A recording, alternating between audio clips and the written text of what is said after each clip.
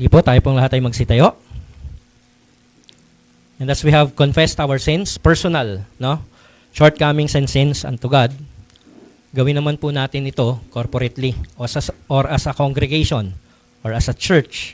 No? Tayo po'y lumapit sa ating Diyos nang nagkakaisa at hingin natin yung kanyang pagpapatawad sa bawat isa sa atin sa pagtitipong ito. Bagamat ito'y nakasulat sa atin pong monitor, no? Akuin po natin na parang panalangin din natin ang panalangin na ito. And let us wholeheartedly, no, come before the Lord and ask for forgiveness as a church. Basahin po natin. Lord, nagpapakumbaba po kami at inaamin namin ang marami kaming pagkukulang at pagkakasala laban sa iyo at sa aming mga kapwa. Kami po ay magaling magpalusot at madaling makalimot na ang lahat ng bagay ay hindi lingid sa iyo. Kami po ay humihingi ng kapatawaran sa lahat ng aming paglabag sa inyong kautusan. Kasama na rin po ang mga pag-desire o pag-iisip ng mga bagay na against your will for us. Ilapit nyo po kami sa iyong puso nang sa gayon ay mahalin namin ang mahal nyo at ayawan namin ang mga ayaw ninyo. Turuan nyo po kami na dumepende at magpahinga sa inyong katapatan. In Jesus' name we pray. Amen and amen. So church, as we have asked for forgiveness, patuloy po nating akuin o angkinin ang kapatawaran ng ating Panginoon sapagkat ang Diyos ay tapat. Sabi nga po niya sa Isaiah, no?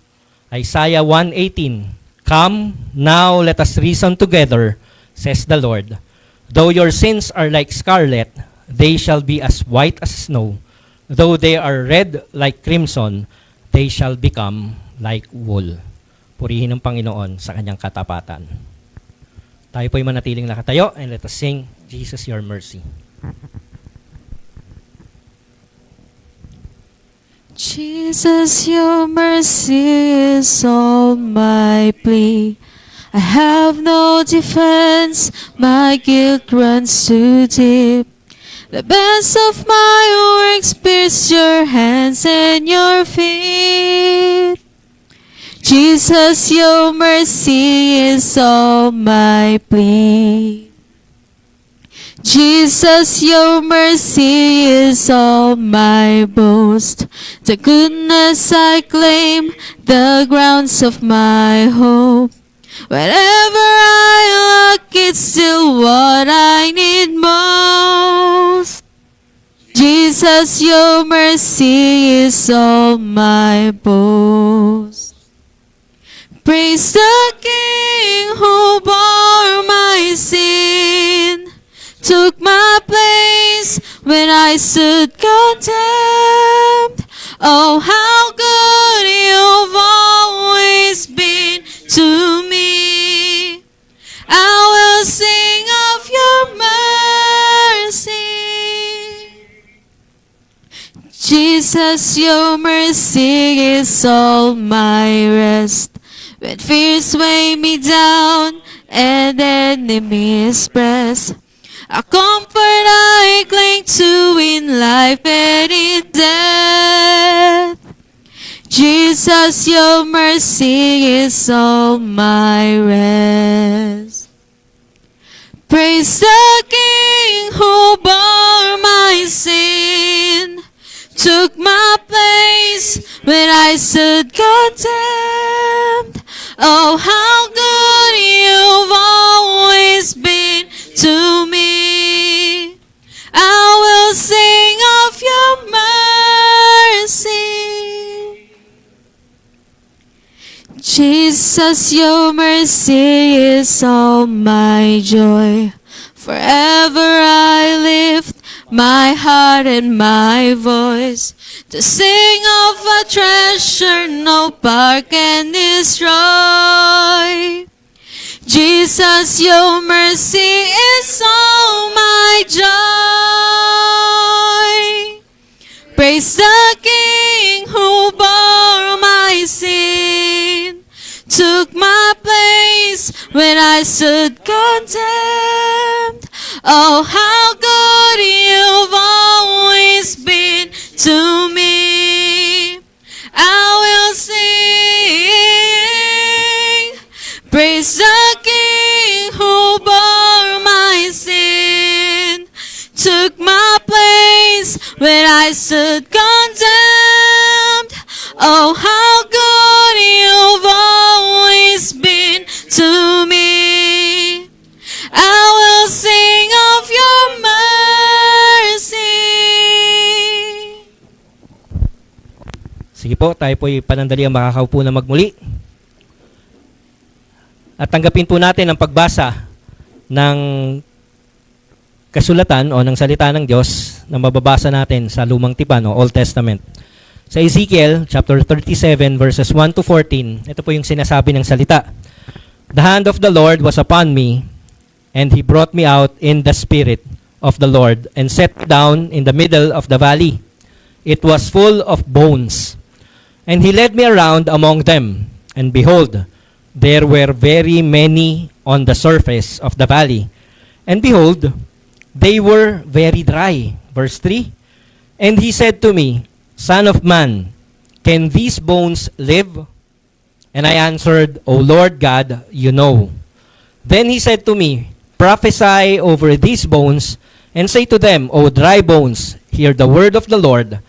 Thus says the Lord God to these bones, Behold, I will cause breath to enter you, and you shall live, and I will lay sinews upon you, and will cause flesh to come upon you, and cover you with skin, and put breath in you, and you shall live, and you shall know that I am the Lord.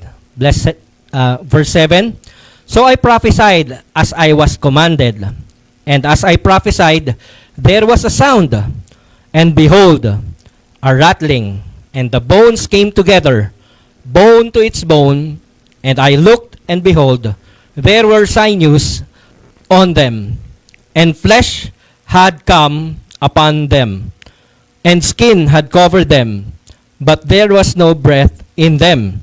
Then He said to me, Prophesy to the breath, prophesy, Son of man, and say to the breath, Thus says the Lord God, Come from the four winds, O breath, and breathe on these slain, that they may live. So I prophesied as He commanded me, and the breath came into them, and they lived, and stood in their feet, an exceedingly great army. Verse 11, Then He said to me, Son of man, these bones are the whole house of Israel. Behold, they say, Our bones are dried up, and our hope is lost. We are indeed cut off. Therefore, prophesy and say to them, Thus says the Lord, Behold, I will open your graves and raise you from your graves, O my people, and I will bring you into the land of Israel. And you shall know that I am the Lord when I open your graves and raise you from your graves, O my people. And verse 14, And I will put my spirit within you, and you shall live, and I will place you in your own land. Then you shall know that I am the Lord. I have spoken, and I will do it, declares the Lord. Blessed be the name of the Lord sa pagbasa ng kanyang mabuting balita. And sa New Testament reading, we will read the first letter of Peter in chapter 1, verses 22 and 25. Ito po yung sinasabi ng salita. Having purified your souls by your obedience to the truth, for a sincere brotherly love, love one another earnestly from a pure heart. Since you have been born again, not of perishable seed, but of imperishable, through the living and abiding word of God. For all flesh is like grass, and all its glory like the flower of grass.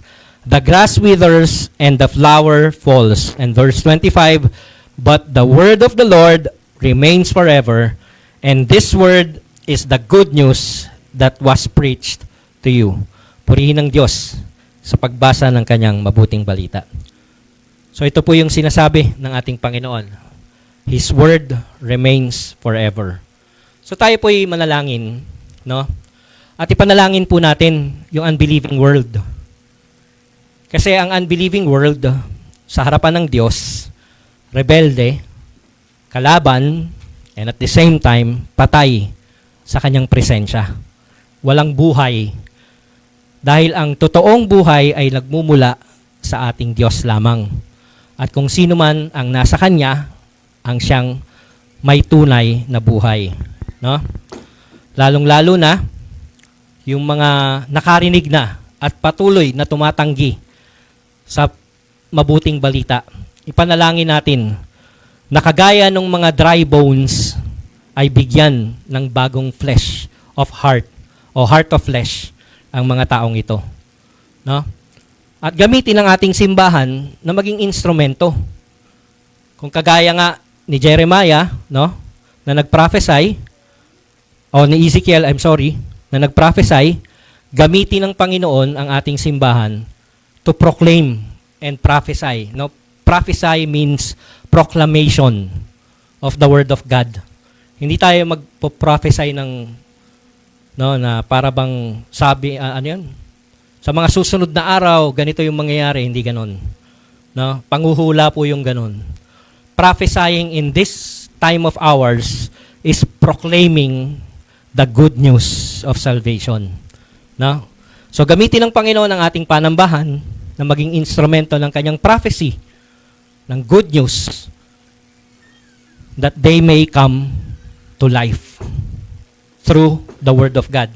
Hindi sa pamamagitan ng galing nating magbahagi, no?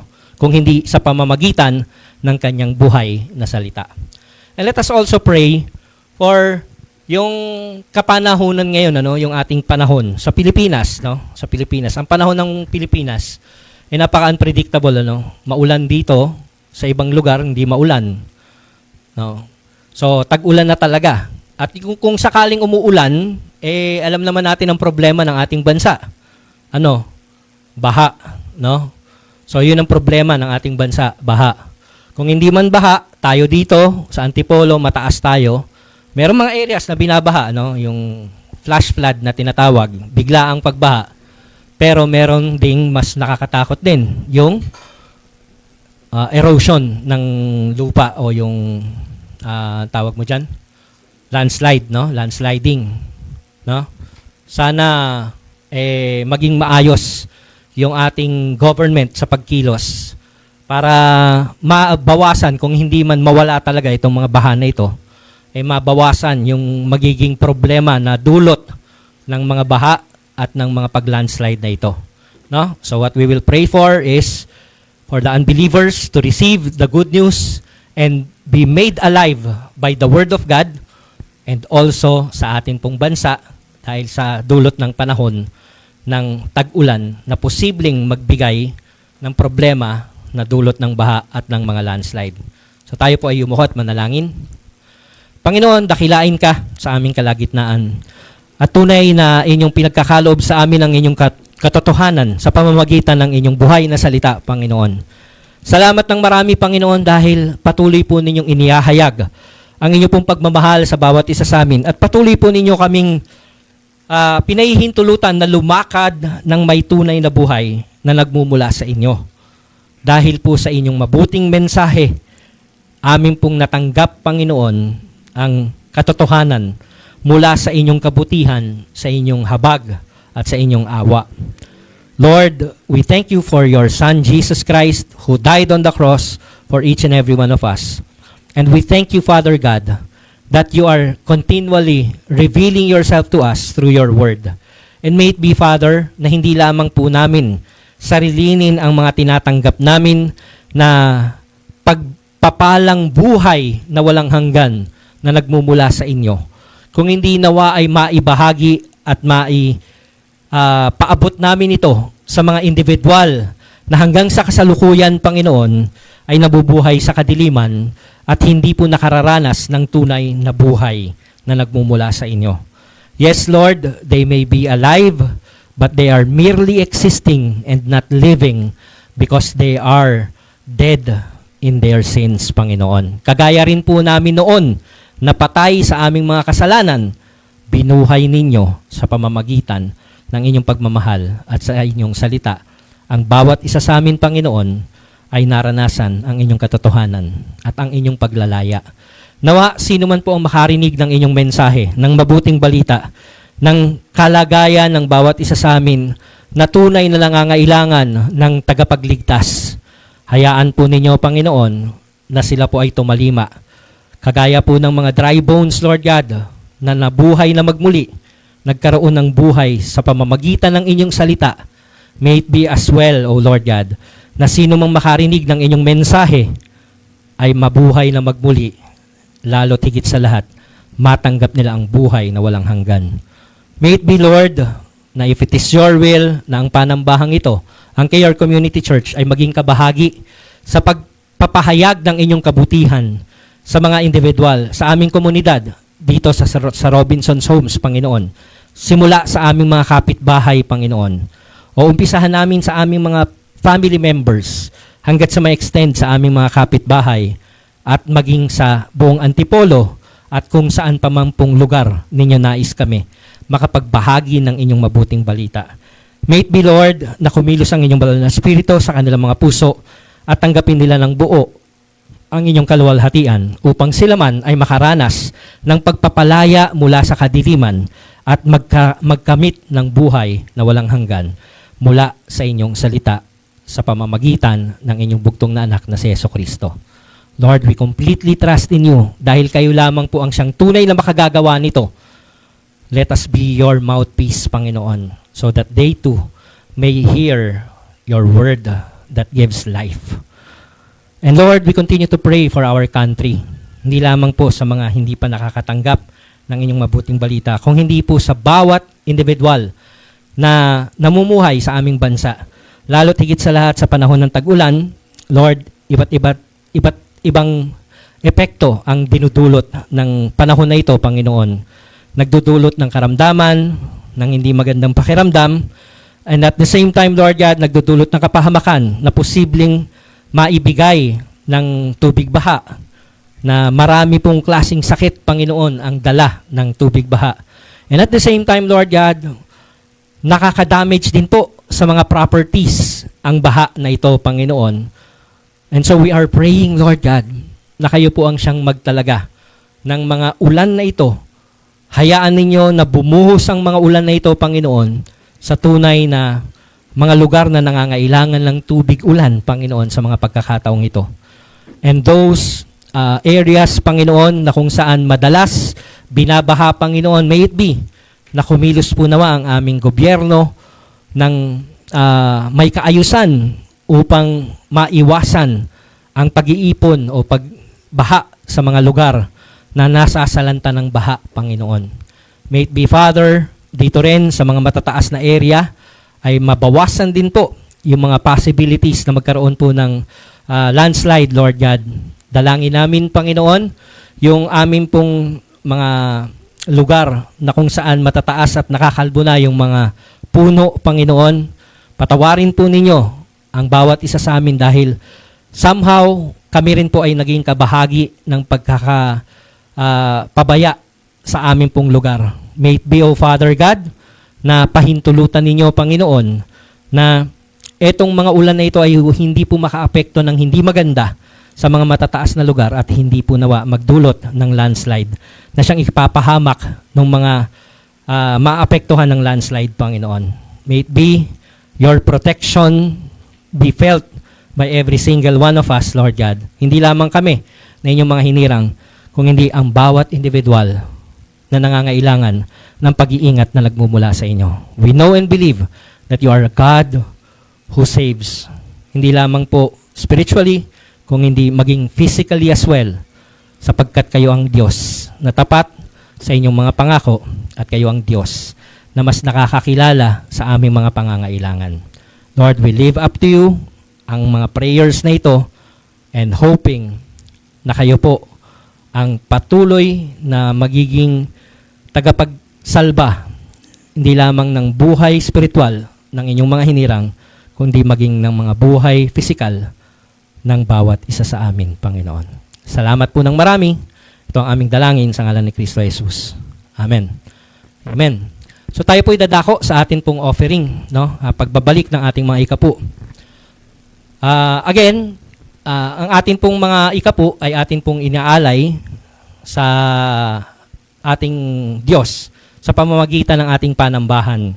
Simply because we believe that everything, no, all that we have comes from the Lord. Lahat ng resources na meron tayo, lahat ng blessings na tinatamasa ng bawat isa sa atin, lahat ng pagpapala, financially, at saka materially, lahat ng ito ay nagmula sa ating Panginoon. We acknowledge that the earth is the Lord's and everything thereof. No? Kaya't marapat lamang na ibalik natin sa Kanya ng buong pasasalamat ang kilalanin natin yung Kanyang ginagawa to sustain us and also His church. No? So, hindi lamang tayo yung Kanyang sinusustain, but also His body or the church, the congregation that we are into right now.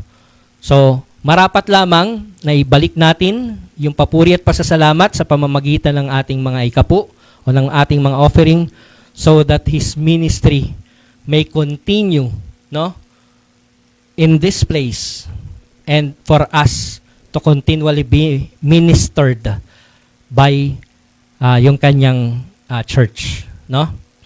So, sige po, panalangin din natin ang ating mga offerings. Lord, kami po'y patuloy na nagpapasalamat at kinikilala na ang lahat ng resources ay nagmumula sa inyo. Lahat ng sustenance ng aming mga pangangailangan ay kayo rin po ang siyang nagpo-provide. You are the great provider, the Lord of all, Panginoon. You are the creator of the heavens and the earth. At kayo po ang patuloy na nagsusustain ng inyong creation. Lord, kayo rin po ang siyang sa katuparan ng panambahang ito na Care Community Church. Hindi po kami mag-i-exist kung hindi dahil sa inyo. And as we are gathered in this place, Lord God, we are continually receiving the blessing that comes from you, spiritually and physically, Panginoon. You are continually giving us rest, and you are continually providing for everything that we need, not only financially, but also spiritually. Salamat po ng marami for giving us this wonderful opportunity to be part of your ministry sa pamamagitan po ng pagbibigay ng aming pong mga offerings, ng aming mga tithes, so that your church may continue to minister sa amin na nangangailangan ng inyo pong ministry. Salamat po ng marami. Nawa ay magamit ng buong kagalakan at buong kalakasan at buong katapatan ang mga pananalapi na inyo pong makokolekt sa araw na ito. Pagpalain po ninyo ang bawat individual na naririto so that we may joyfully give back what is rightfully yours. This we pray in Jesus' name. Amen. Sige po, pwede na po nating dalhin yung ating mga ikapu sa harapan. And as for our announcements, no, meron po pala tayong offering. Pwede rin po ninyong ibigay through e-wallet sa Maya or sa GCash. So yung number ng GCash 0917-301-4314. Ganun din po yung sa Maya. The same number po 'yan, pero para mas ma-access ninyo ng mabilis yung sa Maya, meron po tayong QR code na naka-flash sa atin pong monitor. Pwede nyo pong gamitin yung QR code na yan, quick response code. Yan din po yung number na lalabas. The same. So, specify nyo lang na ito po ay para sa tithes or sa offering or even sa love gift para sa mga ministers o kung saan man ninyo nais na gamitin para sa kaluwalhatian ng Panginoon. No? So, yon yung atin pong announcements. No? Meron po tayong renewal of membership. Patuloy po yan. Ongoing ang atin pong renewal of membership. So, patuloy din po tayo nag-i-interview. So, hindi po to interview sa na kailangan maipasan ninyo yung interview. Gusto lang, ini-interview namin ang mga gustong maging member ng Panambahang Care Community Church so that we may know.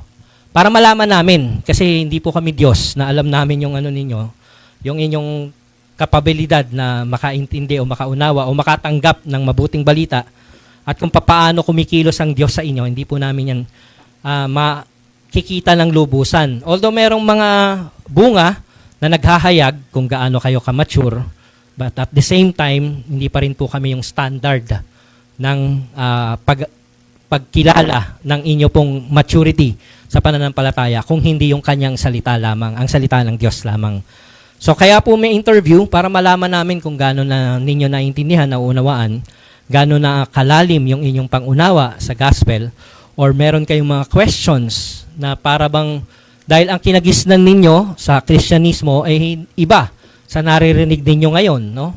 So yung mga clarifications. So diyan po natin titignan sa pamamagitan po ng ating pag-interview. Again, bilang simbahan, we have already existed for 19 years this coming November. No? Tayo po ay 19 years na this coming November bilang simbahan sa Care Community Church. So, gaya nga po ng napag-usapan ng mga elders, ng mga pastors, we will continue to minister sa atin pong mga attendees, no? Sa lahat ng attendees, and we will consider as of now na lumapit sa amin po to become to be interviewed, no, at officially maging member ng Care Community Church. So ano po ba yung mga benepisyo, ba't kailangan magpa-member? Kasi i-explain natin yan habang tayo ay nagkakaroon ng discussion concerning membership, no? And yung renewal of vows ng atin pong mga members. So pahapyaw lang, kaya kailangan natin yung membership kasi we are receiving the benefits of Christ, and therefore we should be grateful, no? Sa gratitude o sa pagpapasalamat sa ating Panginoon, we will humbly submit in His presence. Hindi lamang sa mga leaders of the church, but also sa body of Christ itself, no? Sa local church itself. Tayo ay magsasubmit. We will be accountable for everything, for every actions. And at the same time, we will be a part of each and everyone's journey sa pananampalataya. No? So yun po yung ating responsibility as a believer to become a member of the body of Christ locally. So meron din po tayong 5 hours gospel presentation. Sa Zoom po naman yan, Zoom. No? Parang ano rin yun, ano bang Messenger, pero yung Zoom, medyo mas ano lang siya. Kasi ang Messenger, parang ilan lang ang kayang i-accommodate, ano? Tsaka hindi ganun kaganda yung quality ng anong tawag mo doon? Yung alin? Basta gano'n. Hindi ganun kaganda yung quality ng ng makikita ninyo sa screen. At yung voice, hindi ganun kaganda yung quality. Unlike sa Zoom, medyo mas advanced yung kanilang technology. And at the same time, kaya yata hanggang 50 nakatao doon o more. Ha? Ng Zoom? O yun. O. So hanggang 100 na katao na malinaw yung audio at magiging video. No? Magiging ganun. So mas maganda yung ng Zoom, yung technology ng Zoom kaysa sa mga messengers na ginagamit natin, Facebook Messenger. So we encourage na kayo'y dumalo sa Zoom. So magbibigay po ng link sila Pastor Kyle sa atin pong group page for those who are interested to join yung Zoom, no? Yung link na yun ang inyong i-click tapos tsaka da-direct kayo doon sa Zoom presentation na yun ng 5 hours gospel. So meron ng mga nagpalista sa ibang church, no? Pero originally this was intended for the members of Care. Kaya ina-encourage natin ang bawat member ng Care na dumalo para maunawaan ninyo kung ano ba ang sinasabi ng mabuting balita. Pastor, narinig ko na yan. O sige nga, kung narinig mo na, anong sinasabi ng mabuting balita? Pwede nyo ring i-invite yung mga friends ninyo. Kagaya ng pinanalangin natin. No? Sabihan nyo yung mga kaibigan nyo, oy, dead bone. Hindi, joke lang. Sabihan ninyo yung mga kaibigan ninyo, dumalo kayo. No? Para maintindihan ninyo yung gospel, yung mabuting balita at yung pagmamahal ng Diyos sa pamamagitan ng 5 hours na to. No? So, sa July po yan. Starting July 4, every Friday yan, ano? That will be every Friday beginning at 7:30 p.m. So, take note nyo po, So, i-announce din po natin yan every week. Next week din, i-announce pa rin natin yan. Yung Teen Sunday School natin ay continuous, continually nagkakaroon pa rin ng gathering from 11 to 19, provided hindi sila yung makakagulo sa gathering, no? Pwede ring lower yung age sa 11, wag lang yung masyadong bata na 5 years old or below, o 8 years old and below. Basta yung nakakaintindi na. Na? Ano pa? Kailan yan? Every Sunday at 9:20 a.m. Lord's Day schedule natin. So every Sunday, meron tayong Lord's Day celebration at morning, 10 a.m., followed by yung congregational lunch, which we continue to encourage na dumalo din po kayo kasi yung Lord's Day celebration talaga eh. So, day talaga. Hindi po Lord's Morning celebration. Lord's Day celebration. Kaya ini-encourage natin kayo na dumalo maging sa lunch. Tapos, yung every week, meron po tayong schedule. No? From 1:30 to 3:30, iba-iba yung schedules natin. First Sunday, members meeting. Second Sundays, prayer meetings. Third Sundays, yung ating learning of songs. Fourth Sundays, magkakaroon po tayo ng doctrinal classes. Pero, this coming July, Lord willing, matuloy po yung mga kababaihan naman. 18 and above din, kagaya nung sa mga kalalakihan kanina. Na para maintindihan nyo rin kung ano yung role, ano yung ano yung identity, and yung vocation, kung ano yung role ninyo as a woman, no, as a lady and as a woman. No, pag-aaralan din po natin yan. Fourth Sunday yan, July, Lord willing, magawa po natin yan. Etong darating na 5th Sunday, wala tayong nakaschedule, so we will be having yung discussion lang. Membership interviews, and ano pa ba? Yun, particularly sa membership interviews, yun ang gagawin natin. Sa 5th Sunday, this June. So sa 29 po yan, no? Tapos yung 4 to 6 p.m. yung ating pong Vesper service. So malinaw po yan ha, yan po yung ating mga schedules. So tayo pong lahat ay magsitayo. As we read yung Confession of Faith, na siyang ating pinanghahawakan, no? Pinaniniwalaan, kasi ito naman yung ating paniniwala na nagmumula sa salita ng Panginoon. Sa Belgic Confession, Article 33, ito po yung tinutukoy patungkol sa sacraments. Basahin po natin ng sabay-sabay. We believe that our good God, mindful of our crudeness and weakness, has ordained sacraments for us to seal His promises in us, to pledge goodwill and grace toward us, and also to nourish and sustain our faith. God has added this to the word of the gospel to represent better to our external senses, both what God enables us to understand by the word and what He does inwardly in our hearts, confirming in us the salvation He imparts to us. For they are visible signs and seals of something internal and invisible by means of which God works in us through the power of the Holy Spirit. So they are not empty and hollow signs to fool and deceive us, for their truth is Jesus Christ, without whom they would be nothing. Moreover, we are satisfied with the number of sacraments that Christ our Master has ordained for us.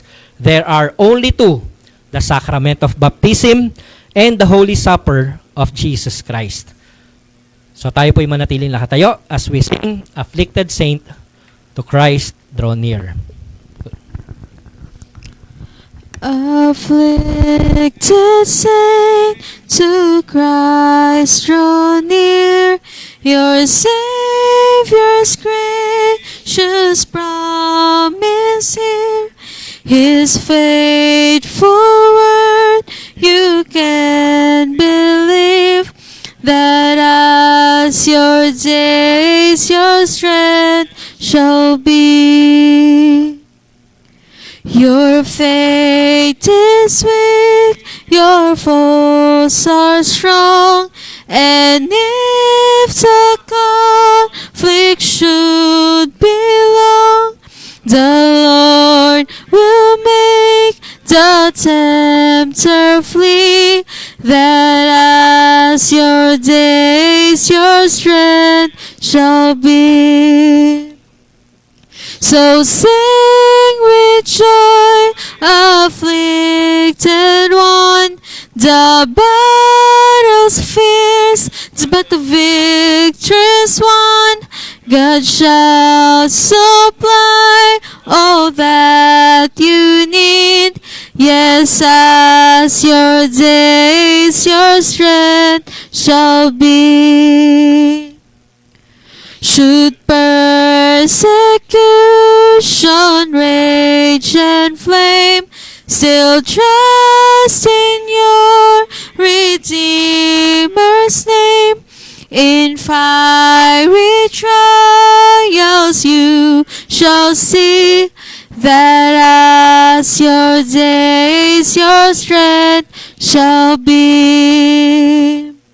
So sing with joy, afflicted one, the battle's fierce, but the victory's won. God shall supply all that you need. Yes, as your days your strength shall be. When called to bear your weighty cross, or sore affliction, pain, or lust, or deep distress, or poverty, still as your days your strength shall be. So sing with joy, afflicted one, the battle's fierce, but the victory's won. God shall supply all that you need. Yes, as your days your strength shall be.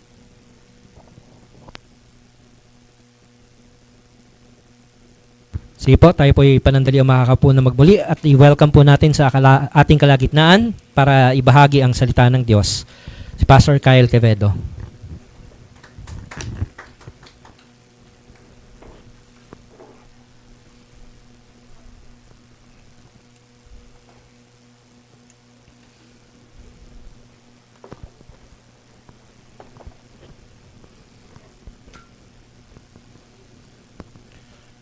Nagpapasalamat ako sa Lord dahil ang ating mode of worship ay liturgical. Tayo ay tumatayo in response at umuupo as we receive the Word of God. Kasi kung hindi ganon, baka tulog pa rin kami ni Carl hanggang ngayon. Kasi magkatabi kami. Medyo yung panahon natin ngayon maulan. Pero yeah, yung isang reason bakit tayo nag-change ng mode of worship, nung paano tayo mag-worship, is because naintindihan natin that true praise can only come from a heart na nagre-respond sa word ni God. So yung ating liturgy is designed to hear God's word and then we would respond sa word ni God, either in prayer or in thanksgiving. And brothers and sisters, yung ganong response is always consistent sa dealings ni Lord sa ating human beings. When God created Adam and Eve, nauna ang kanyang salita and then the response. When God called sinners to salvation, nauna ang salita and there was the response. Kanina yung verse na binasa natin sa Ezekiel, nauna yung salita and there was the response sa dry bones. Brothers and sisters, we can never come to the Lord unless He first called us. Kaya po tayo nagpapasalamat sa Panginoon because He has gathered us together here in this place. And nandito kayo in this place as a response to the calling of our Lord. Ngayon po ay Lord's Day 25. And yeah, 25 days na lang. 25 Lord's Day na lang. Almost next year na kasi 52 Lord's Day a year. So nasa kalahati na tayo. Maalala niyo po ba yung outline ng Heidelberg Catechism, 3 S? Sin, Salvation, and Service. Or 3 G, Guilt, Grace, and Gratitude. Yan talaga yung kailangan nating matutunan every day sa ating Christian life. You should know our guilt. We should know the grace of the Lord that saved us from the guilt. And we should know how to be grateful sa Lord, how to express our gratitude to the Lord dahil sa grace na binigay niya to save us from our guilt. So, yan ang buhay Kristiyano. We are continually learning our guilt. We're continually learning the grace of God, and we're continually growing in our thanksgiving to the Lord. If you have your Bibles with you, buksan po natin ito sa Romans chapter 10, verse 5 to 17. Romans chapter 10, verse 5 to 17. Verse 5. For Moses writes about the righteousness that is based on the law, that the person who does the commandments shall live by them. But the righteousness based on faith says, do not say in your heart, who will ascend into the heaven, that is to bring Christ down, or who will descend into the abyss, that is to bring Christ up from the dead. But what does it say? The word is near you, in your mouth and in your heart. That is the word of faith that we proclaim. Because if you confess with your mouth that Jesus is Lord and believe in your heart that God raised him from the dead, you will be saved. For with the heart one believes and is justified, and with the mouth one confesses and is saved. For the scripture says, everyone who believes in him will not be put to shame. For there's no distinction between Jew and Greek. For the same Lord is Lord of all, bestowing his riches on all who call him. For everyone who calls on the name of the Lord will be saved. How then will they call on him if whom they have not believed? In whom they have not believed? And how they are to believe in him of whom they have never heard? And how are they to hear without someone preaching? And how are they to preach unless they are sent? As it is written, how beautiful are the feet of those who preach the good news. But they have not all obeyed the gospel. For Isaiah says, Lord, who has believed what he has heard from us? So faith comes from hearing, and hearing through the word of Christ. God bless the reading of His Word. Tayo po ay manalangin. Panginoon, maraming salamat sa hapon na ito na binigay niyo sa amin. Ang panalangin po namin is may you open our hearts and open our ears so that we will receive in the gospel, so that we will believe in you, and that by believing we will be saved. Thank you for your faithfulness, Lord. In Jesus' name we pray. Amen and amen. Mga kapatid, sa text natin kaagad, meron ng distinction between the law and the gospel. Sa Romans chapter 10, Apostle Paul has already established na Old Testament pa lang, meron ng pinapangako ang Panginoon na righteousness. And this righteousness is not from obeying the law, not from performing, because lahat tayo, we are lawbreakers. And so, as human beings, we can never be righteous before God dahil sa ating performance. And so, yung last week, yung ating mga message na sinabi is that this righteousness na sinasabi ng Panginoon, this forgiveness of sin, this righteousness of God, will only be obtained by faith in Jesus Christ. And this is not something new. Hindi siya para sa New Testament lamang. This has been the promise ever since the Old Testament. And so, brothers and sisters, ito yung makikita natin, that the law can never save. Kasi the law is never meant to save you and me. Brothers and sisters, ito yung nakakalungkot sa Kristyanismo, that many of us think na ang Christianity is about something na dapat nating gawin, or something na dapat nating checklist na kailangan nating gawin. For example, ano ba yung pwede kong gawin para hindi pa rin ako nagkakasala, at least hindi pa rin ako pupunta sa impyerno? What's the limit of my sinfulness that I can be accepted sa Lord? Or, ano ba yung mga dapat kong gawin so that I will be saved? That's the natural question that we all ask. Ano ba yung kailangan kong gawin? But brothers and sisters, all throughout the scriptures, the Lord has said kung ano yung kanyang demand. And the demand of God is perfection. The demand of God na binigay niya that we have broken, that Adam and Eve have broken in the paradise, that the Israelites have disobeyed when they were rescued by God from Egypt. And hindi lang noon, nung nasa promised land, they disobeyed God.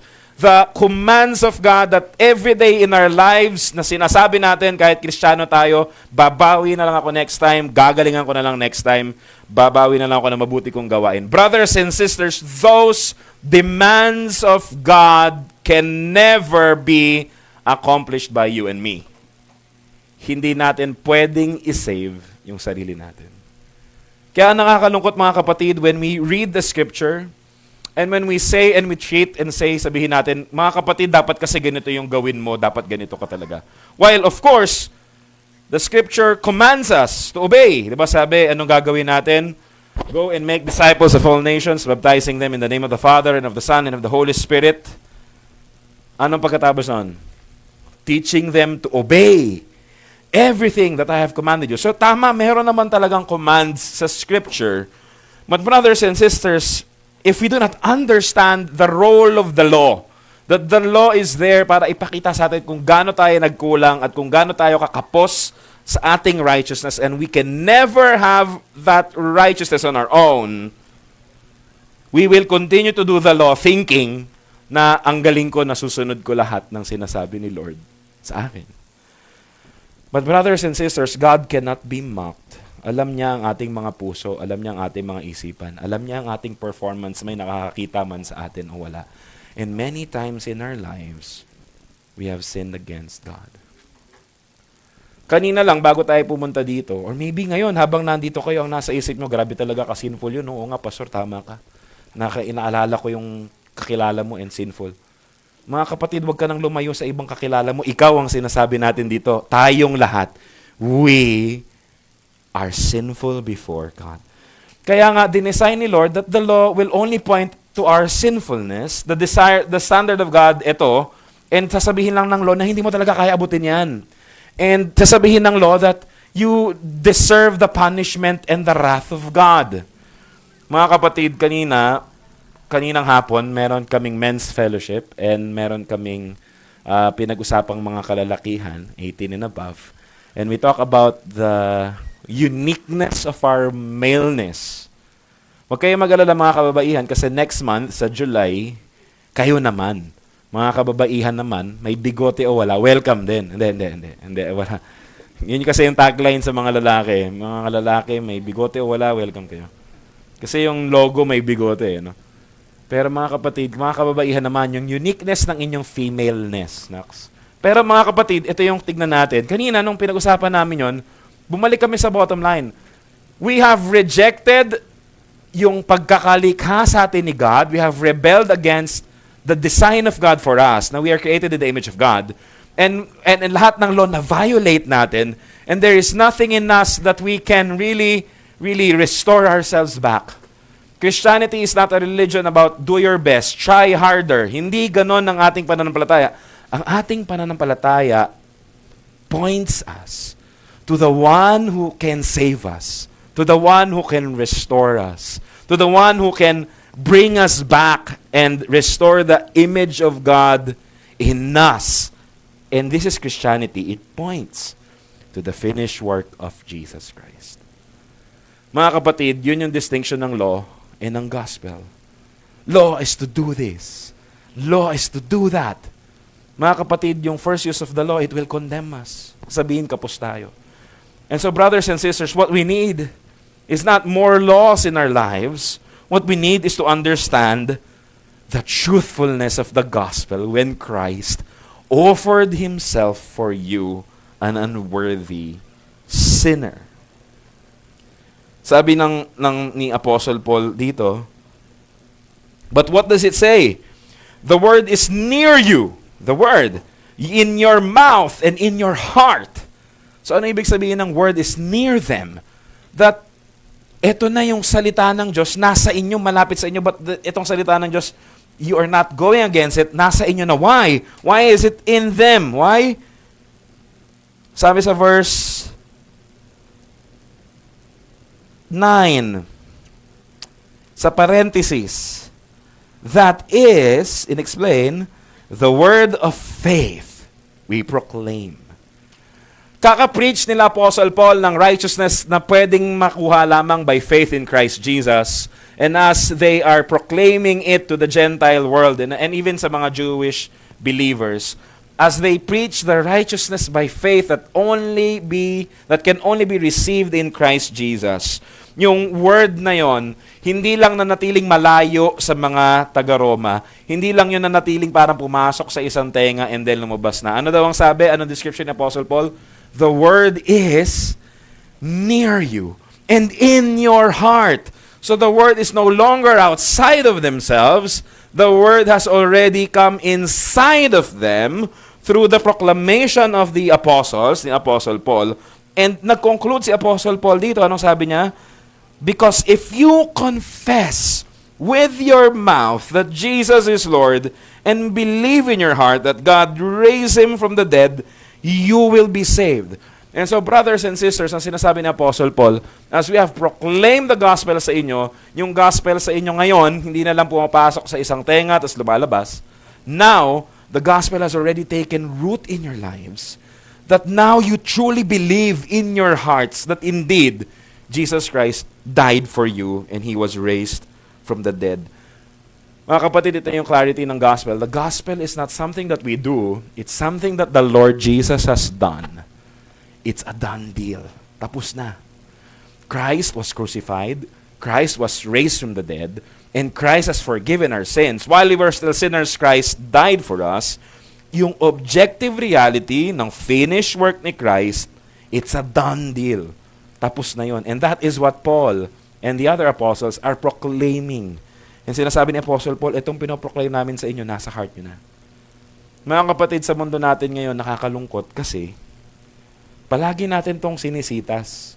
If you believe in your heart and confess with your mouth that Jesus Christ was raised from the dead, you will be saved. Kaya repeat after me, Panginoon, tinatanggap kita bilang bilang aking Panginoon at tagapagligtas. Marami sa atin na nag-pray ng ganun, kasi may nag-lead sa atin. Marami sa atin na nag-pray na tayo naman yung nang-lead doon. Alam niyo po ba yung pinatutungkulan ko? Sinner's prayer. And so, what happens in sinner's prayer, kasi gusto natin na mag-confess sila sa Lord, pinapagaya natin sila na ganito yung patanggapin ko kay Christ, gayahin mo ako, repeat after me. Brothers and sisters, let me tell you the truth. Yung ganong klaseng prayer has done damage sa ating Christianity. Why? Kasi it produced false converts. Ulitin ko that kind of prayer produced false converts. Bakit?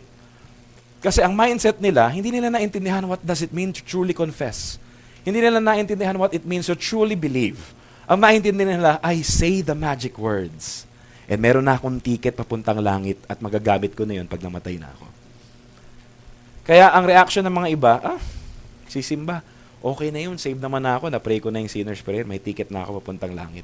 And so you have seen a Christianity that is apart from the church. A Christianity that is outside of the design of God kung paano ba talaga tayo dapat maging believer.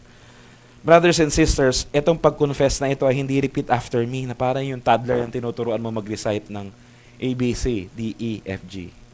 No. Itong confession na ito ay produce ng heart nila that knows that the law cannot save them. Itong confession na ito ay produce ng heart nila that thanks and knows Jesus. Why? Kasi yung confession nila is a product of what the Lord has done for their lives. Mga kapatid, tandaan natin during this time, it's either you confess that Caesar is Lord, hindi si Brother Caesar, kapangalan niya lang. Emperor Caesar, during the time, there is imperial worship sa Roman Empire. And ang ibig sabihin ng Caesar is Lord. Kaiser sa German, king.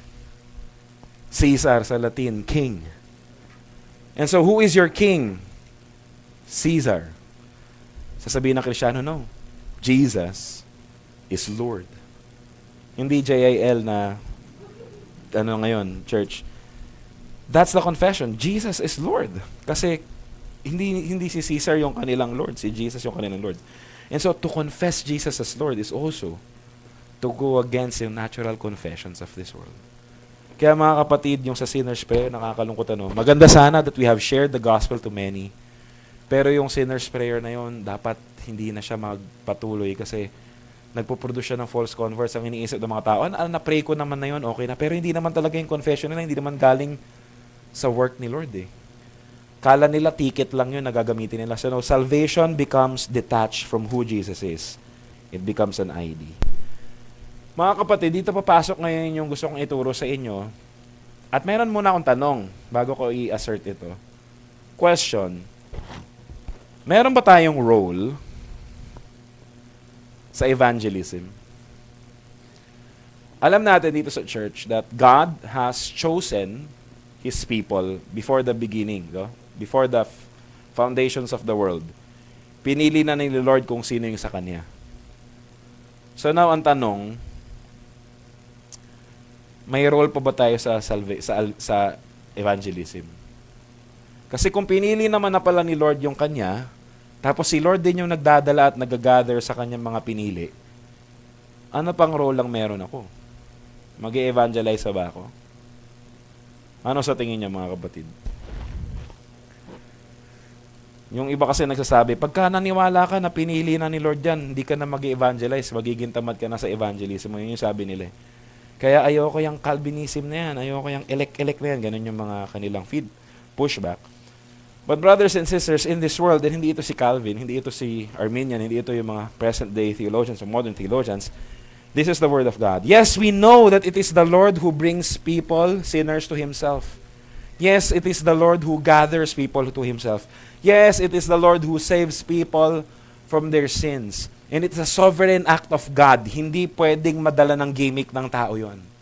Pero mga kapatid, the work of the Lord, He is working through the means that He appoints. Ulitin ko the Lord is working through the means that He has appointed. Marami sa atin ang familiar na kumilos ang banal na spirito. O pinagkiprin natin, Lord, kumilos ka. Ang tanong ko, anong pagkilos ang ini-expect mo? Ang pagkilos ba na lahat ay magtatayo at lahat mangingisay at lahat tutumba? Na lahat magpo-prophesy at sasabihin ng future? Lahat ba magtatangas? Is that the movement of the Spirit that you are looking for? Brothers and sisters, the Spirit of the Lord puts our old self to death. The Spirit of the Lord cleanses us from sin, and the Spirit of the Lord raises us anew in Christ. Kasi the Spirit of the Lord, the Holy Spirit, applies the truth of the gospel sa bawat isa sa atin. It is the work of the Spirit in our lives. Pero ang pagkilos ng banal na Espiritu ay hindi hiwalay sa Kanyang salita. The work of the Spirit is never separated from the Word of God. Gagaya ng sinabi ng verse natin dito, mga kapatid. Tignan niyo How they will call on Him whom they have not believed. Paano sila magtatawag sa Lord kung hindi sila naniniwala sa Lord? Tapos paatras, how are they to believe in Him of whom they have never heard? Paano sila maniniwala kung hindi pa nila naririnig? Tapos nag-backtrack pa. And how they are to hear without someone preaching? Paano nila maririnig kung wala nag-preach? And how are they to preach unless they are sent? Kailangan may mag-send ng preachers to preach the gospel. And then so Paul in verse 17 concluded, so faith comes from hearing and hearing through the word of God. Brothers and sisters, ang salvation natin, yung pag-believe natin sa Bible, hindi siya hiwalay sa proclamation ng word of God. Mauna yung proclamation ng word of God, mauna yung preaching of the gospel, and then tsaka tayo makakapag-respond through the work of the Spirit. Sino magre-respond? Hindi natin alam. Pero alam natin that the Spirit works. The Spirit works. And so, ang trabaho lang natin is to proclaim, to make sure that the gospel is proclaimed. Itong ginagawa natin every Lord's Day, nagsasalita dito yung pastor. Ang role ng pastor is to proclaim the word and trust that the Holy Spirit is working in your lives. Hindi po kami mga entertainers dito to keep you amused. No. It is the Holy Spirit who is talking to you. Ang role namin is maging faithful sa aming proclamation ng word. And we trust that the Lord who created the heavens and the earth is the same Lord who can produce new life in you. So, hindi hiwalay ang work ng Spirit sa kanyang word kasi yung word niya yung appointed means by which He will save God's people. The preaching of the gospel is God's appointed means kung paano tayo makakarinig ng gospel. And so, kailangan yun. So, merong question dito. Pastor, paano yung mga sinaunang tao, yung hindi pa sila nakarinig ng gospel? Paano sila? Save ba sila? Kasi, paano yun? Hindi nila narinig si Christ. So, una, i-clarify natin yung mga sinaunang tao. Are you referring to the Old Testament saints? Kung Old Testament saints ang tanong mo, the answer is, they are saved by the virtue of faith in the coming Messiah, in the covenant faithfulness of God. I am the Lord your God and you will be my people. Anong sabi ni God? Papadala ko ng serpent crusher. Anong sabi ni God? Your offspring will be as many as the stars. I will be your God and you will be my children. I will be a God to you and to your children. I will be your God and you will be my people. Yung promise ng faithfulness ng Lord na yun yung gospel. Yes, Old Testament people are saved kasi saved sila by the promised Messiah, by their faith in their promised Messiah. Eh, paano yung mga unbelievers? Yung mga, ano ba, sinaunang Pilipino? Tignan mo yung katabi mo. Hindi ko sinasabing mukhang sinaunang Pilipino. Kung gising pa. Paano sila na-save dito, yung mga sinaunang Pilipino? Hindi pa nakarinig yung gospel. One, hindi natin alam kung hindi nakarinig yung gospel. Pero this is for sure, if the gospel has not been proclaimed to them, walang salvation for them. Kasi walang means. E sabi mo, pwede kaya yun, halimbawa, si Bob, meron bang Bob dito? Si Bob nasa isang island, and then lumaki siya na parang castaway. Walang nagpalaki sa kanya, siya lang yung lumaki. Miraculously lumaki siya ng totoong tao. And then, nandun lang siya sa island. Tapos nakikita niya yung star, nakikita niya yung isda, nakikita niya yung unggoy, may unggoy dun sa puno. Eh, mag-isa lang siya doon. Tingin niyo ba save si Bob?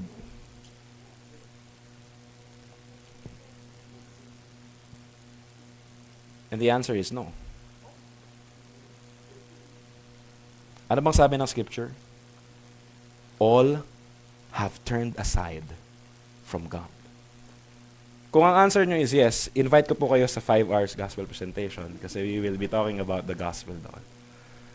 As human beings, lahat po tayo nagrebelde sa Lord. Of course, walang tao na kagaya ni Bob na mag-isa lang siya.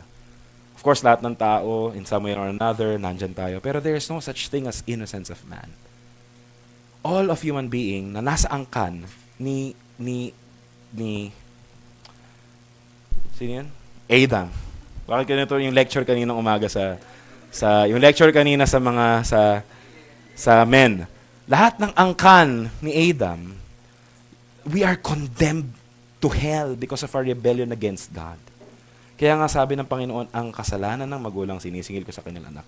Kasi the Lord deals with us by generations. And the Lord deals with us na hindi lang individual lang basta. Yes, the Lord is dealing with you individual, pero hindi lang individually. The Lord deals with sin so serious. And ito yung bad news that all of human beings deserve to die. There is no such person na innocent. Kasi kung ang argument mo is, save siya kasi hindi niya naman narinig yung gospel eh. So nung nag-preach ka ng gospel tas hindi siya naniwala, hindi na siya saved, di better not to preach at all. Brothers and sisters, this is the reality. If you did not hear the gospel, lahat tayo rebelde. If you did not hear the gospel, you did not hear yung ino-offer ni Jesus Christ. So meron tayong tinatawag na external call. External call, yung proclamation of the gospel. When a person preaches the gospel, yung ginagawa natin, external ito. Pero sino yung mangungusap sa puso ng tao na yun? Sino yung magbabago sa puso ng tao na yun to receive the gospel? Sino yun? Words ni Pastor Kyle? Words ni Pastor Sunny? The Spirit of God. Pero the Spirit of God will not work apart from His Word.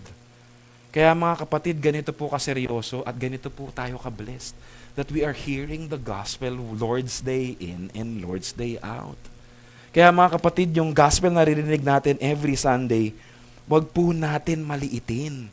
Wag po natin tignan na parang wala namang nangyayari. Because God, in His goodness, decided that you will hear the gospel today and next week and last week. Why? The Lord loves you, that He wants you to know that He offered Himself for you.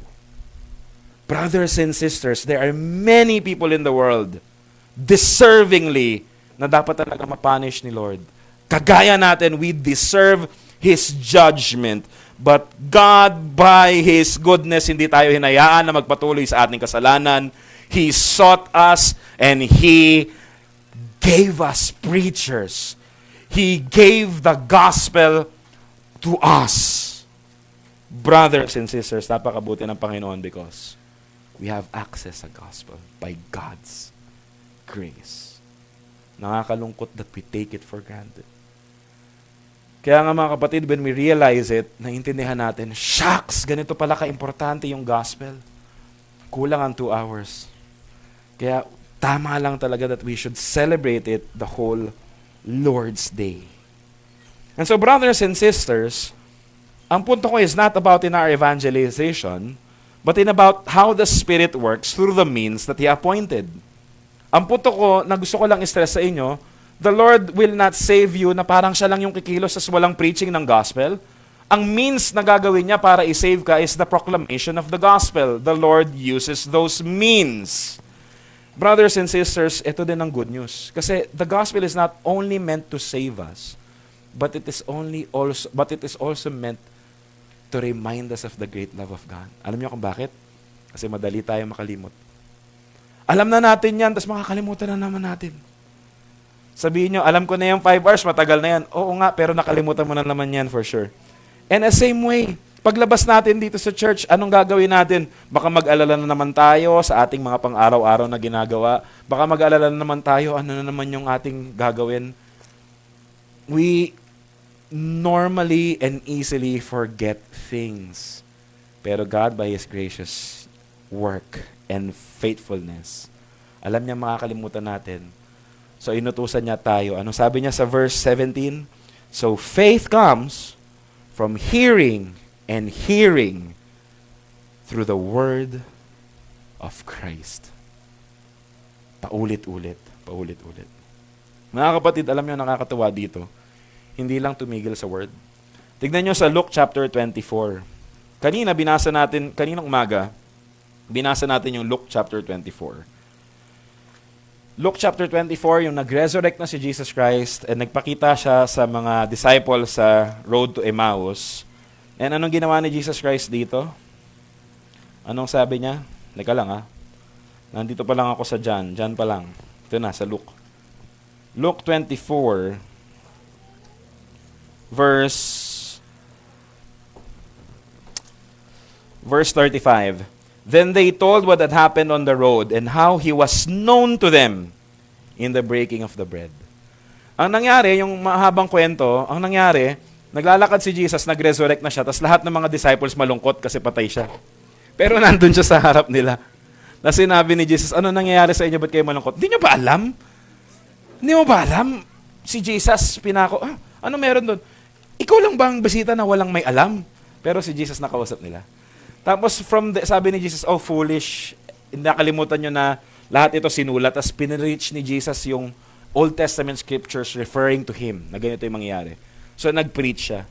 Pero nung nag-preach siya, hindi pa natapos yung storya doon. Ang nangyari, nagpanggap pa siya na mag-aabante pa sa isang city. Tapos tinawag siya, wag ka nang pumunta dyan, gabi na, kumain ka na sa amin. Tapos nang nagkainan sila, anong ginawa ni Jesus Christ? He broke the bread. And then nung binirek ni Jesus yung bread, ano nangyari? Nalaman nila kagad, nakilala nila si Jesus pala yun. Tapos biglang nawala si Jesus from their midst. Tignan nyo take note of the story. Yung story, nag-preach na siya, pero hindi pa rin nila nakilala. Ibig sabihin man ito, yung preaching hindi sapat? No.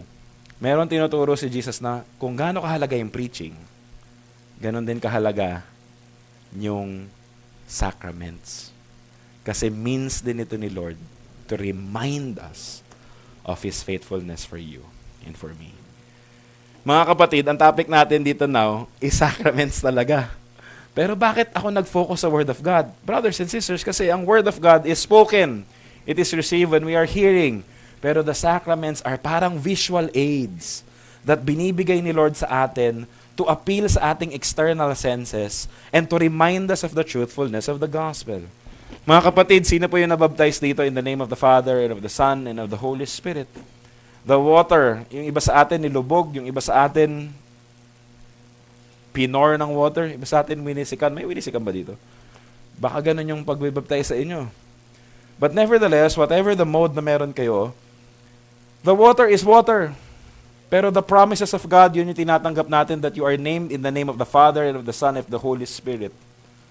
And so kahit na yung water na yun, nawala na yun, natuyo na yun, nag-evaporate na yun, but as you remember your baptism, you remember that the Lord has claimed you as His own. In the same way, yung ating Lord's Supper, mamaya maglo-Lord's Supper tayo. Kanina, sinermon ni Pastor Sereka yung importance ng Lord's Supper.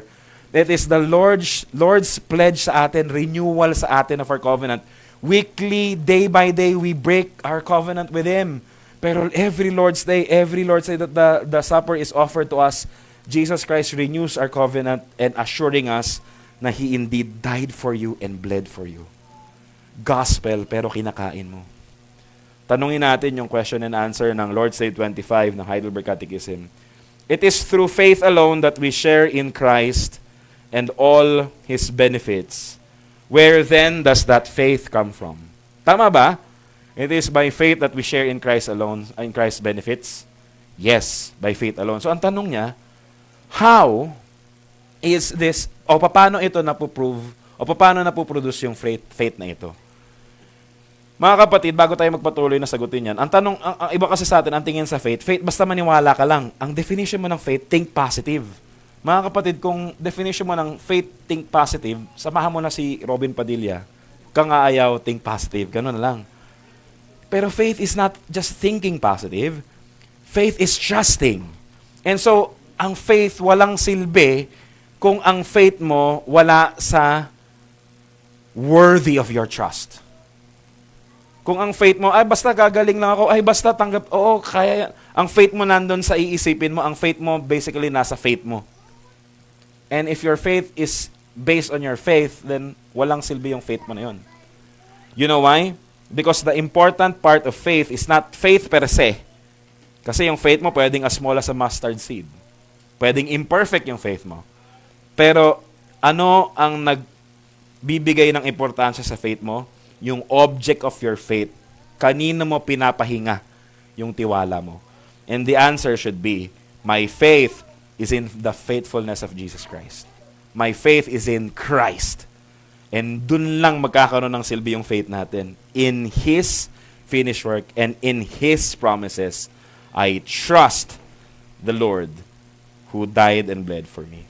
So, saan daw nanggaling ang faith? Where does faith come from? Hindi natin pwede sabihin na, basta tibayan mo lang yung faith mo, mga kapatid. Hindi ko alam kung na-experience mo ito. Have it ever occurred to you at na-realize mo na baka yung faith mo kulang? Kulang yung faith ko.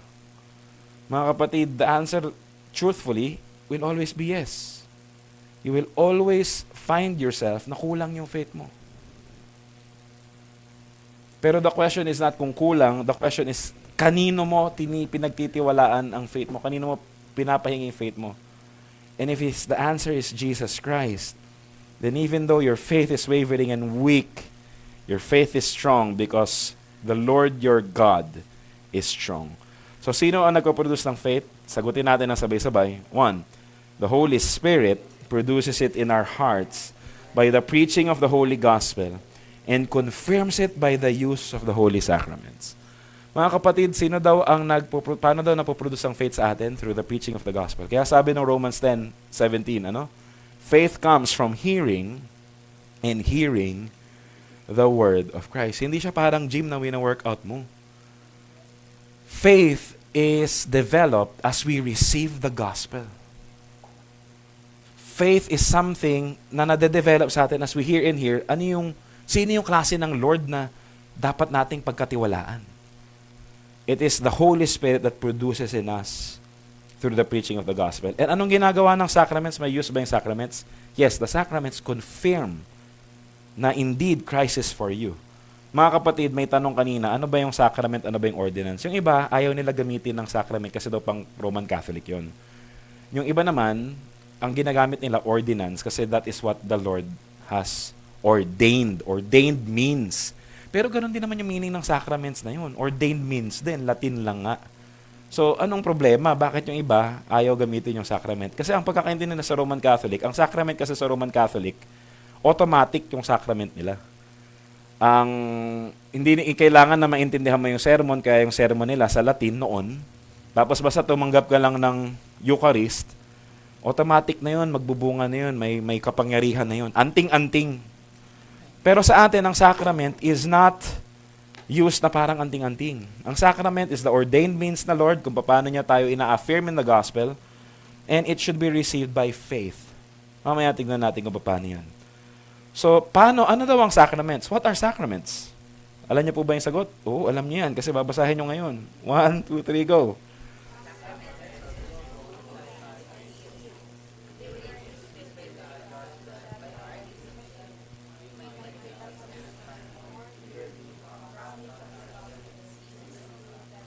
So, meron tayong tinatawag na visible sign and invisible promise.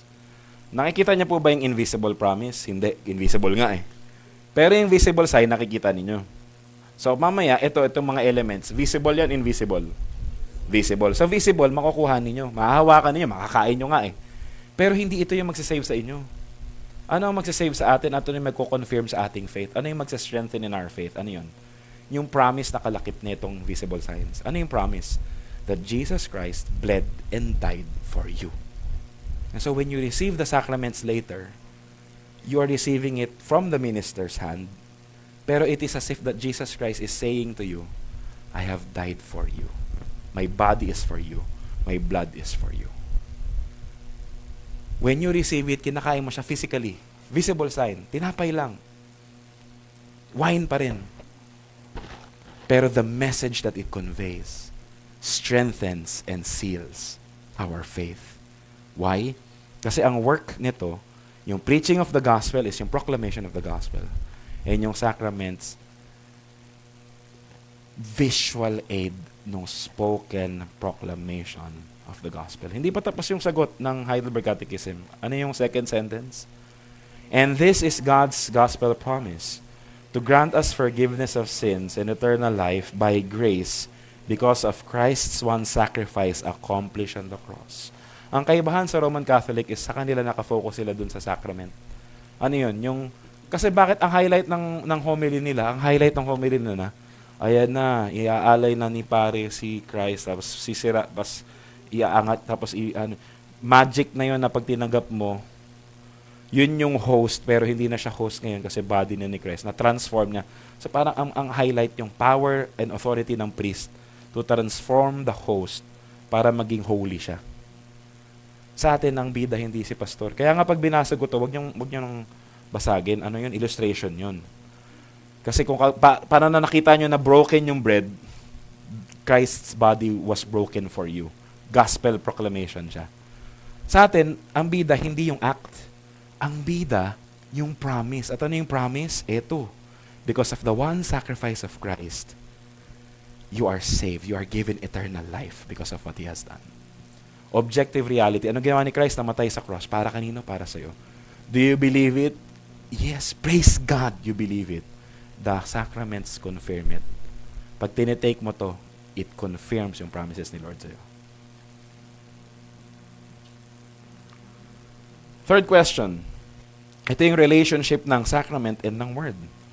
Are both the word and the sacraments then intended to focus our faith on the sacrifice of Jesus Christ on the cross as the only ground for our salvation? Sa tingin nyo, anong sagot? Hula muna kayo. Anong sagot? Hindi nyo pala alam. Pero alam nyo na yan. Sige, pakita mo na para alam na natin. And the answer is, yes! In the gospel, the Holy Spirit teaches us, and by the Holy Sacraments confirms that our entire salvation rests on Christ's one sacrifice for us on the cross. Yung baptism natin points to the death and resurrection of Jesus. Itong Lord's Supper points to the breaking of the body of Christ for you and yung blood niya poured out for you. It points to the sacrifice of Christ. Sa Roman Catholic, it points to their performance. Kasi feeling nila yung mga priest, inaalay ulit si Christ. Pero sa atin, no. Hindi yung pastor, hindi yung performance natin. Ano yun? It points us to what Christ has done for us. Gospel, pero invisible signs and seals na pwede mong hawakan and pwede mong kainin. Gospel in you. How many sacraments did Christ institute in the New Testament? At ang sagot natin, 2. Holy Baptism and the Holy Supper. Brothers and sisters, sa mga susunod na linggo, we'll be talking more about the sacraments. Yung baptism and yung Lord's Supper. So if you have questions regarding paano ba yung tamang unawa dito, we would continue to proclaim it. Pero brothers and sisters, it is enough for today na maintindihan natin that the Lord by His grace and kindness, alam niya na makakalimutan natin. Alam niya na may tendency yung mga utak natin na palutang-lutang pag naririnig yung gospel. O kaya palutang-lutang na gumagano. Tulog na pala. But the Lord used these sacraments as visual aids to confirm in us that He indeed loves you. He bled and died for you. And He is offering Himself. Pray and we ask that you would work in our lives so that mas lalo namin matreasure yung gospel. Maintindihan namin yung mga bagay na hindi namin naintindihan so that we will give praises to you. And thank you, Lord God, for accommodating to our weaknesses. Na alam nyo na ang bilis naming makalimot. And so you have ordained that we should proclaim the gospel always in the Lord's Day service. And at the same time, to receive the gospel through the means, through the sacrament, so that our faith will be strengthened. Lord, turuan nyo kami to use this properly and not to take everything for granted. Salamat na marami for this church and salamat na marami because you have loved us with an everlasting love. In Jesus' name we pray. Amen and amen. Tayo po tumayo at awitan natin ang Panginoon.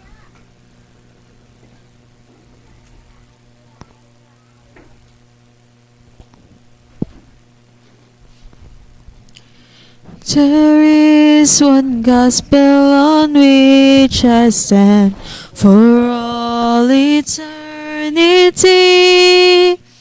It is my story, my Father's plan.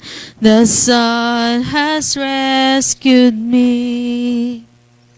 Oh, what a gospel, oh, what a peace. My highest joy and my deepest need. Now and forever He is my light. I stand in the gospel of Jesus Christ.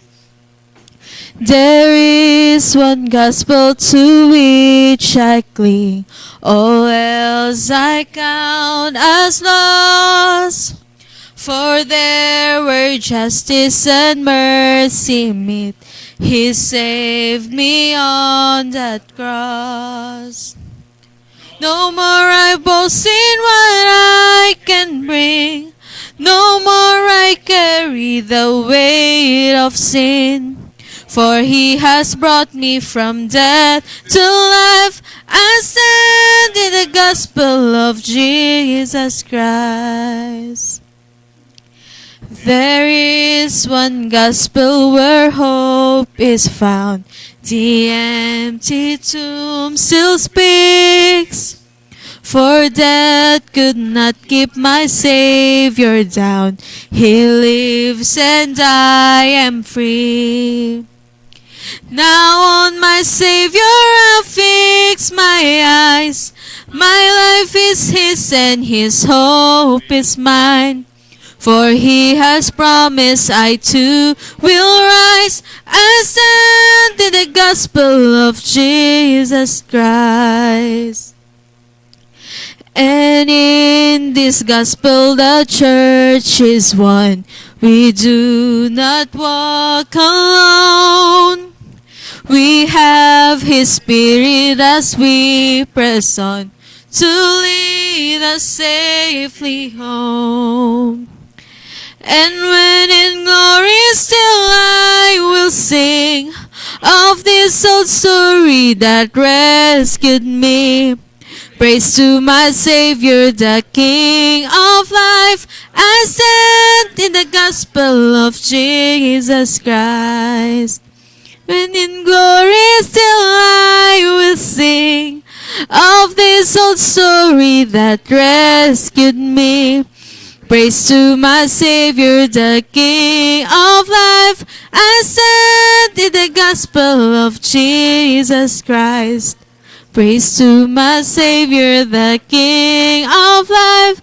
I stand in the gospel of Jesus Christ. Sige po, tayo po'y makakaupo po muna. So we will come now to yung pong application ng atin pong napag-aralan. Ano?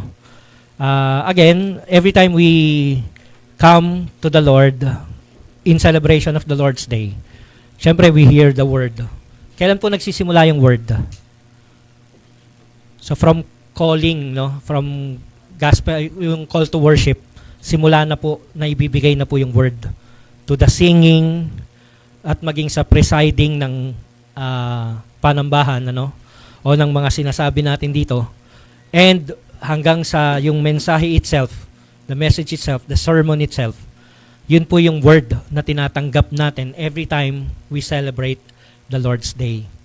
No? So we are encouraged by the word of God. Kaya yung mga singing, dati kanta natin dito lang, no? Yung mga song leaders lang kumakanta, sasayaw-sayaw lang tayo. Ngayon, ninanamnam natin yung mensahe ng kanta. Kasi yun yung gospel. No? So now, we are receiving, we have received the gospel, no, word, the invisible promise. At ngayon naman tatanggapin natin yung visible sign and seal of this invisible promise. No? So we are concluding yung atin pong message, yung atin pong Lord's Day celebration as we partake the Lord's Supper. Again, gagaya nga ng in-explain kanina, no? We are receiving all the benefits of Christ, His promises, na we are assured of His promise every time na tinatanggap natin ito. Pero once again, patuloy po ang paalala ng salita ng Panginoon na ito po ay family meal.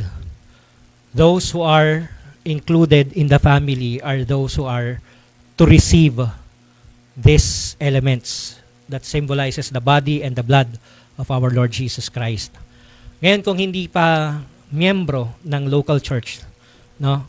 Hindi pa kayo member talaga ng Care Community Church, sabi po ng salita ng Panginoon, refrain po muna tayo sa pagtanggap ng tinapay. Pero kapag ito lang po yung catch, kahit na hindi pa po member talaga, pero merong desire to be part of the body of Christ. And also, paano mong maipapakita na meron kang desire? Kung merong acceptance na ikaw ay sinner and that you need Christ sa iyong buhay, you need Christ as your Savior, you need Christ as your Lord, then we encourage you to partake of these elements that symbolizes the body and the blood. Kasi yung tinanggap mo na, o yung nararamdaman mo is not of our own doing, but of the movement or the moving of the Holy Spirit in you through His Word na narinig ninyo ngayon. No? So, sino yung mga invited na lumapit? Of course, yung family members, the church members, the local church members, and those who admit that they are sinners and that they need Christ. No? So, yun po yung mga kinakailangang makatanggap.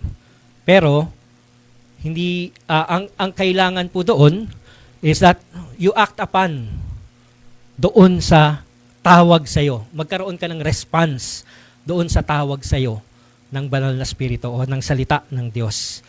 At ang proper response is for you to live for the glory of God. Paano yun? Be part of His body and yung maging kaisa ka sa kanyang body and journey na lumakad ka ng kasama ang Panginoon at ang body niya sa pananampalataya. No? So yun po yung response. Yun po yung kailangang response na meron ang isang mananampalataya. No? So again, that is just a response from the calling of the Lord who enables us to respond accordingly. So, ang warning po ng salita ng Panginoon as we partake of the body and the blood of our Lord Jesus Christ, sabi po sa Lord's Supper, sa 1 Corinthians chapter 11, verse 27, ito po yung malinaw na warning. Sabi, whoever therefore eats the bread or drinks the cup of the Lord in an unworthy manner will be guilty concerning the body and blood of the Lord. So let a person examine himself, then, and so eat of the bread and drink of the cup. For anyone who eats and drinks without discerning the body, eats and drinks judgment on himself. So ano daw ang dapat natin gawin? No? Huwag natin basta-basta i-partake itong elements na ito, but first we need to examine yung body. If we are a part of the body, ano ba yung ating ano ba yung ating role o ano bang ating tawag mo nito, kalagayan sa body of Christ. So yun yung kailangan nating i-examine. Tayo ba ay kabahagi? Are we a member of the local church or the body of Christ? No, kung hindi, then let us examine ourselves. Bakit hindi? Hindi ba ako naniniwala na sapat na ang ginawa ng aking Panginoon o ng Panginoong Hesukristo para bigyan ako ng kaligtasan na walang hanggan o yung buhay na walang hanggan? No? So yun yung examining ourselves naman. No, kung paano natin kung bakit hindi tayo kabilang o kabahagi pa sa panambahan o sa local body of Christ. So kapag hindi pa tayo kabahagi ng local body of Christ and hindi talaga tayo naniniwala na sapat na yung ginawa ng Panginoong Hesukristo sa cross para iligtas ang bawat isa sa atin o personally ikaw, then sabi ng salita ng Diyos, huwag ka munang kumain ng elements na ito. That assures you of salvation through the work of Christ. No? Kaya huwag mong kainin kasi you are sabi nga, drinking or eating and drinking judgment on yourself. No? So, yun po yung paalala na sinasabi ng salita ng Panginoon. So, let us take this opportunity, no, for us to have a moment of silence and examine ourselves. Examine natin yung body of Christ, where we should belong or we should be into right now. And i-examine natin yung ating mga sarili. No? At lumapit tayo sa Panginoon ng may pagpapakumbaba, kilalanin natin siya bilang Panginoon at tagapagligtas ng ating buhay. Let's bow our heads and pray.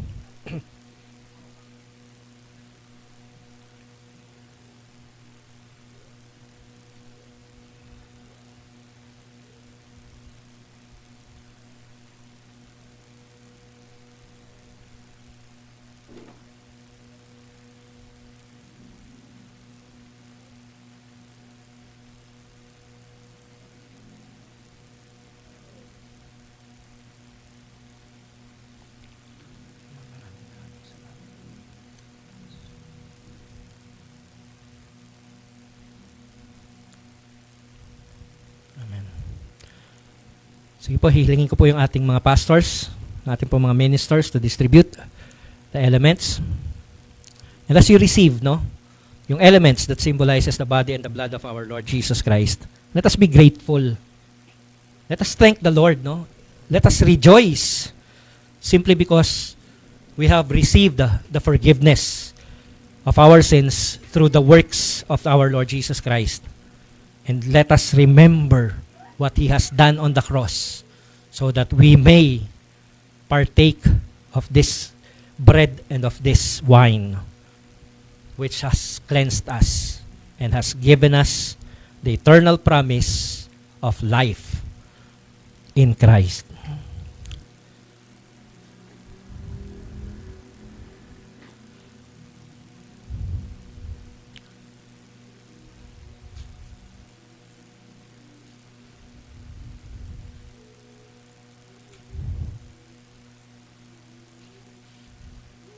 Sige, tayo pong lahat ay magsitayo.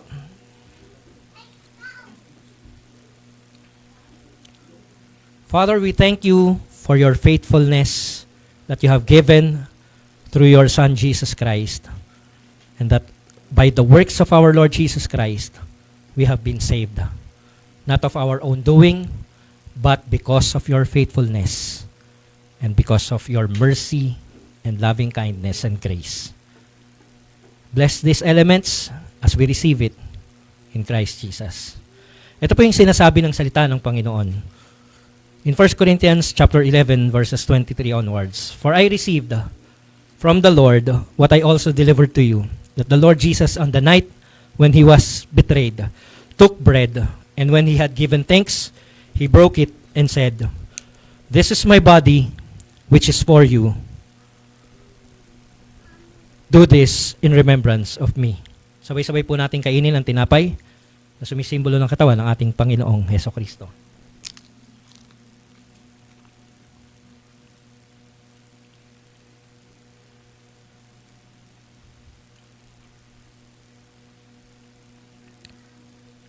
In the same way also, he took the cup after supper, saying, "This cup is the new covenant in my blood. Do this as often as you drink it in remembrance of me. For as often as you eat this bread and drink the cup, you proclaim the Lord's death until He comes." Sabay-sabay po nating inumin ang katas ng ubas na sumisimbolo ng dugo ng ating Panginoong Hesukristo.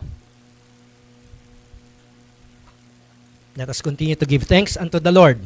Praise be unto you, O Lord, for your faithfulness is forever. Salamat po ng marami, Panginoon. Let's have a moment of silence once again and reflect on what the Lord has given us sa buong araw na ito. Yung mga nandito kaninang umaga, nagsimula tayo ng umaga hanggang sa pagtatapos natin ngayong hapon na ito. At yung mga narito nitong hapon lamang,